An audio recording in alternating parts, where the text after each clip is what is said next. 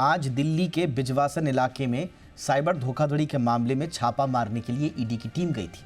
उसके बाद क्या हुआ? टीम पर हमला हो जाता है। ईडी का ये छापा एक चार्टर्ड अकाउंटेंट के घर पर था। सीए अशोक शर्मा इसका नाम है, लेकिन इस दौरान इसने टीम पर हमला कर दिया। इसमें ईडी के एक एडिशनल डायरेक्टर के घायल होने की सूचना भी है। लेकिन सवाल ये है कि एक तरफ इनका दायरा बढ़ रहा है, दूसरी तरफ ये पकड़ से बाहर हैं और इनके हौसले इतने बुलंद हैं कि ये टीम्स पर हमला करने से नहीं चूक रहे। तो कहाँ दिक्कत आ रही है? आखिर कब लगेगा इस साइबर फ्रॉड्स पर लगाम? कौन सा मॉडस ऑपरेंडी बनाए कि इन पर लगाम कसी जाए? इस पर बातचीत करने के लिए जाने माने साइबर लॉ एक्सपर्ट प्रशांत माली हमारे साथ हैं। डॉक्टर माली, गुड इवनिंग, बहुत बहुत स्वागत है आपका। क्या कहेंगे सर? ये तो मान ही नहीं रहे। अगर इन्फोर्समेंट एजेंसीज डाल हैं तो ये पात हैं।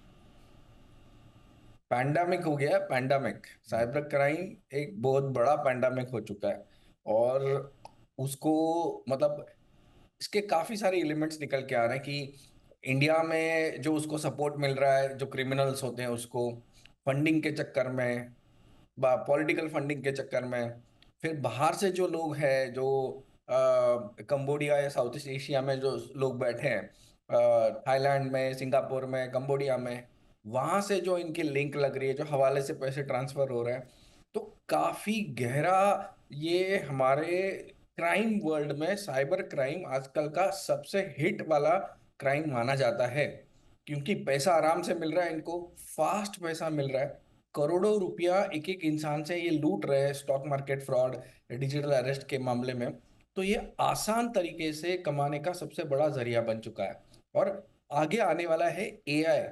मतलब एआई ऑलरेडी आ चुका है और एआई के मदद से जो फ्रॉड चलेंगे वो तो मतलब मैं समझ नहीं सकता हूँ कि कितना दायरा इसका बढ़ेगा और कितना डीप होगा।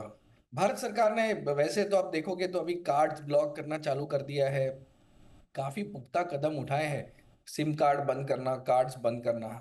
लेकिन जो ये गैंग मेंबर्स ने पैसा कमा के इनकी जो मनी पावर, मसल पावर बना ली है, उससे पुलिस भी जूझ नहीं पा रही है। एक स्टेट की पुलिस जब दूसरे स्टेट में जा रही है तो ये गांव वाले उन्हें पकड़ के मारना या फिर ये टिप पहले से ही उन्हें मिल जाना, तो ये ट्रक पकड़ के ट्रक में निकल लेना, दूसरे राष्ट्र दूसरे स्टेट में चले जाना, ऐसे सारे पेतरे कर रहे हैं। तो ये साइबर डॉक्टर क्राइम माली, और एक चीज़ साइबर के आपने सही कहा सर। क्या? डॉक्टर माली, मुझे एक चीज़ बताइए कि आज भी ईडी को जो जिस केस में आज ये बिजवासन गए थे, उस केस में ये पता चला था कि साहब ये नौकरी के नाम पर फ्रॉड कर रहे थे, क्यूआर कोड फ्रॉड हो रहा था, बाकी तरह की साइबर धोखाधड़ियाँ भी चल रही थी, करोड़ों का फ्रॉड था और उसके बाद ये लोग मनी लॉन्ड्रिंग कर दे रहे थे। इस सिमिलर केस अगर आप देखेंगे आज हमारे नॉर्थ ईस्ट रीजन से भी आया, जहां पर ईडी ने, वहां तो थोड़ी कामयाबी मिल भी गई है।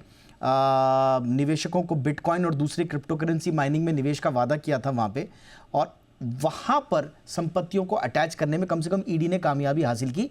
लेकिन वहां पे भी दुबई तक के कनेक्शंस हैं, चाइना तक के कनेक्शंस हैं। मेरे ख्याल से HPZ एक टोकन, एक ऐप था जिसमें ऑनलाइन गेमिंग और बेटिंग वेबसाइट्स के ज़रिए निवेशकों को धोखा दिया जा रहा था, और इसमें चीनी जो लिंक्ड शेल कंपनीज हैं उनका भी हाथ है। कहने का मतलब ये है कि हर बार ये धोखाधड़ी करके या तो मनी लॉन्ड्रिंग कर दे रहे हैं या फिर शेल कंपनीज के थ्रू आराम से पैसा ये बाहर भेज देते हैं। इस पर लगाम क्यों नहीं लगी? क्योंकि हमारे यहाँ तो इतने सारे कानून आ गए सर, ये पैसा बाहर चला जाता है, रिकवरी बड़ा मुश्किल हो जाता है। यहाँ वाले तो पकड़े जाते हैं लेकिन असली आका जो विदेशों में बैठे हुए हैं वहां तक हम पहुंच नहीं पाते। तो ऐसे में क्या करना होगा सर? चलो मैं आपको इसका सीक्रेट बताता हूँ। इसका सीक्रेट है इंटरनेशनल पेमेंट गेटवेज को यहाँ ऑपरेट करने देना। इंटरनेशनल पेमेंट गेटवेज जो जैसे ही उनपे कोई पीएमएलए के अंडर केस हो जाता है, ये नाम बदल के वापस इंडिया में आ जाते हैं। इंटरनेशनल पेमेंट गेटवेज आरबीआई का जो जो रूल्स है वो मानते नहीं है। वो डेटा इंडिया में डेटा लोकलाइजेशन के तहत डेटा भी नहीं रखते हैं।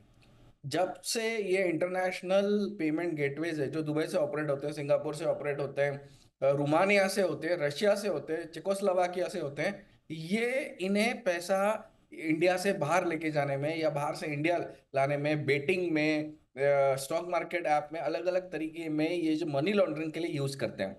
मैं आपके माध्यम से जी बिजनेस से माध्यम से अपील करूंगा इन सेंट्रल एजेंसीज से कि एक एसआईटी बनाई जाए और ये जो जितने भी फॉरेन ये हैं पेमेंट गेटवेज हैं जो इंडिया में ऑपरेट कर रहे हैं उस पर कड़ी निगरानी रख के जो इस दायरे में आते हैं पीएमएलए और मनी लॉन्ड्रिंग के उसे त्वरित बंद किया जाए तो मुझे लगता है ये काफी हद तक इंडिया का पैसा जो लूट के बाहर जा रहा है वो कम हो जाएगा। आपने सही कहा। होनी चाहिए। आज के केस में ही मैं बस आपकी बात को कंटिन्यू कर रहा हूं सर, क्योंकि आपकी ही जो बात आपने बोली, आज के ही केस में जांच में सामने आया कि इन अकाउंट से डेबिट और क्रेडिट कार्ड बनाए गए और इनका इस्तेमाल यूएई में, ये जो PYYPL, ये यूएई का पेमेंट एग्रीगेटर है।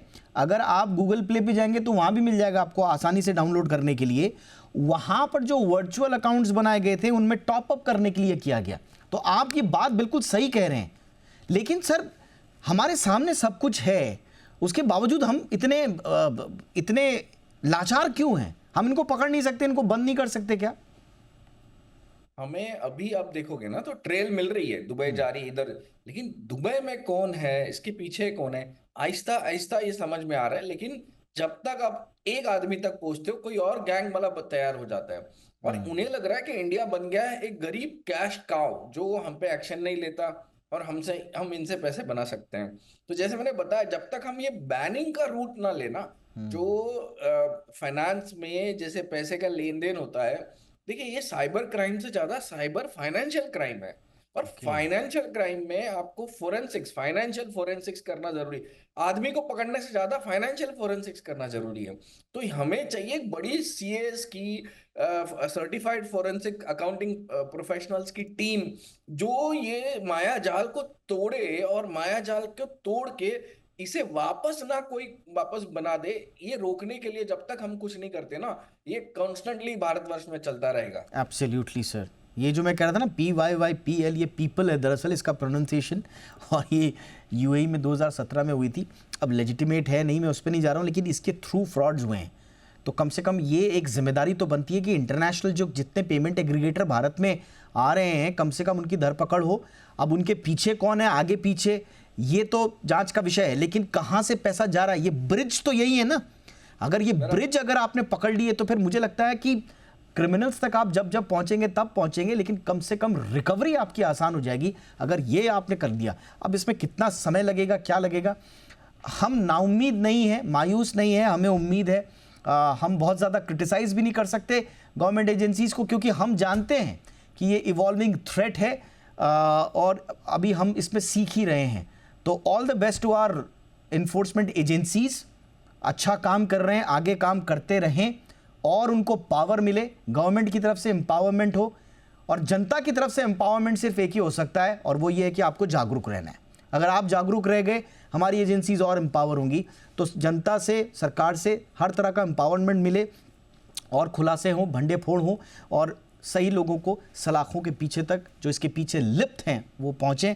इसी उम्मीद के साथ thank you so much doctor Prashant Mali, वक्त निकालने के लिए हमारे लिए सर। Thank you.